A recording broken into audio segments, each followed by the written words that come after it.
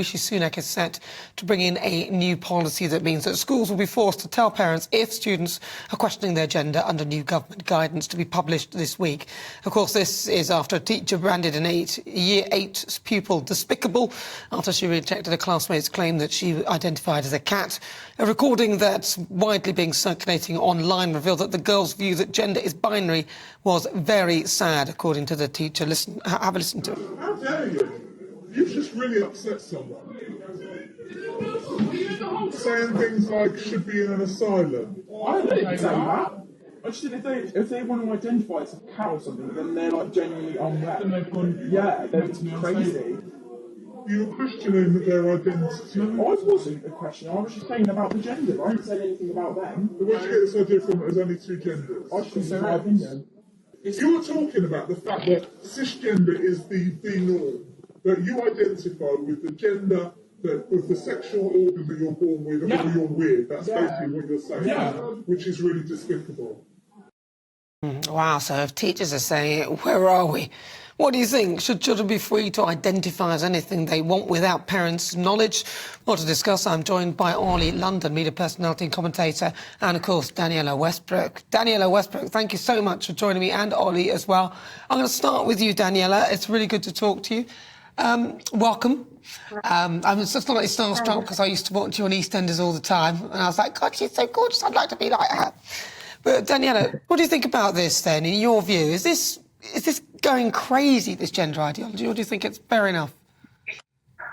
To be perfectly honest, for my generation, I find it all very hard to deal, to take into, to context. If I'm honest.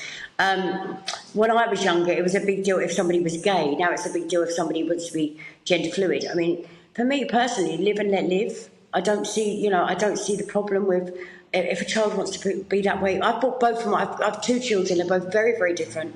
I brought them both up to believe in what they want to believe. I brought them both up to be completely unique. I didn't even give them anything religion-based. I let them make their own decisions in life. And I just think, sometimes children are born a certain way and they want to be a certain way, so let them be a certain way. And other times maybe it's a phase and they're growing out of it, but maybe it's not. And if it's not, then you need to embrace your child and love it for whatever gender or whatever they want to be seen as. That's your child, and you have to embrace that. If you can't support them as parents, then who do they have to support them? But even if they identify as a cat? That's what they're going through at the time. I mean, for me personally, I can't comment on that because it's not my child. But it's a very fine line, because the teacher's saying yes, you've hurt somebody's feelings, and yes, they have. But at the same time, I can understand where the other child's coming from. So maybe us as adults need to step in and educate children on both sides of the line here.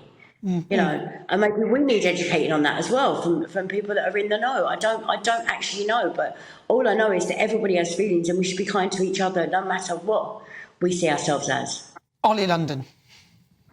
I think the issue actually lies with the teachers, because firstly, teachers have one job: it's to be impartial, it's to teach children facts, and it's also to allow children to have a debate, because the debate and discussion is very healthy in a society. So the fact that this teacher branded this child despicable for simply stating the facts that, it is a bit crazy for someone to identify as a cat. I get people do have different identities, but I think the cat thing, you heard in the audio somebody mentioned an asylum. It is getting to that point right now. Maybe we need to consider bringing these asylums back, because it really has gone crazy. But, a teacher has one job: to be impartial. And I think they really overstepped the line pushing this woke agenda. They should be speaking about facts and biology.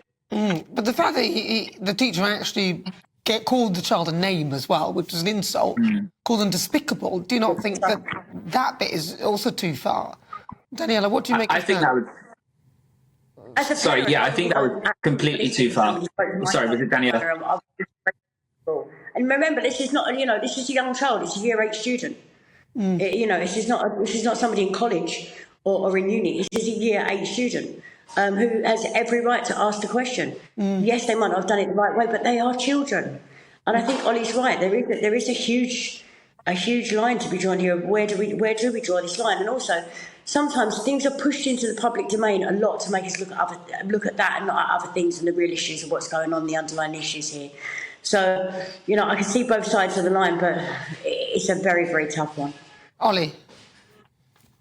Well, it's good to see that the Equalities Minister, Kemi Badenoch, is actually taking action and is launching an investigation, and so is the Education Secretary, Gillian Keegan, because I think schools need to know that their job is to teach the facts and to be impartial, and kids should be allowed to have a debate. So I think, like Danniella said, the issue here is the fact that the teacher branded this child despicable, calling a child a name, when the child was simply stating facts. And, discussion should be encouraged. But I think all of this wokeism is it's harmful to be pushed on children because children are so impressionable. So it needs to be kept out of the classroom. So I think, Kemi Badenoch, the Equalities Minister, is doing the right thing, investigating, and hopefully this will deter other schools from pushing this woke ideology on children.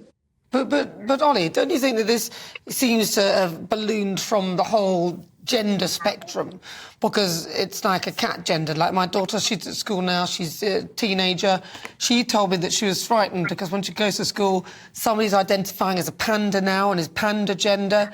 There's a bear gender. I mean, come on, Ollie. This, like I hear Danniella's point with regard to, creativity, but Ollie, isn't this going too far? I mean, look, we know that there are people that are born with gender dysphoria. There are people that generally are transgender and they've felt like that their whole life. So we know that. But I think it's really gone too far with all of these new identities. You've got cat. I mean, what are their pronouns? They use pussy pronouns. It's just become really absurd. And now you've got people identifying as furries, Nana. And furries is a little bit more harmful because it's, they're identifying as animals, but it's more of a fetish. So it looks innocent. They're in this cuddly, beautiful cat outfit or dog outfit, but that's more of a fetish. So I think that's the real issue when these fetishes and these unusual identities are being pushed on young children who should not even be thinking about these things. They should just be getting on with their education, focusing on their study, and that's it, rather than having people saying they're a cat and panda. And it's the fact when people play along with it, when we actually literally pandering to it, you're pandering to someone identifying as a panda. When we pander to that, I think that's the issue. We need to stop this madness right now and just speak up for common sense. Daniella's laughing. What are you laughing at? We pander to that. Some of it I really do think is attention, though. Some of it is quite attention-seeking. I'm all down for the transgender. I'm all about that. I think, gender-wise, I think that's fine. But really, you're not a panda, you're not a cat, you're not a dog, you're not a snake. You're a person. Whether you're a boy or a girl or gender fluid is fine, but you're not an animal. Yeah, but you'd be called despicable for that, Danniella, on that note. Well, maybe I am, but maybe I'm just old-fashioned. I don't know. Well, that's what the teacher was calling the child. That is why I say that. Listen.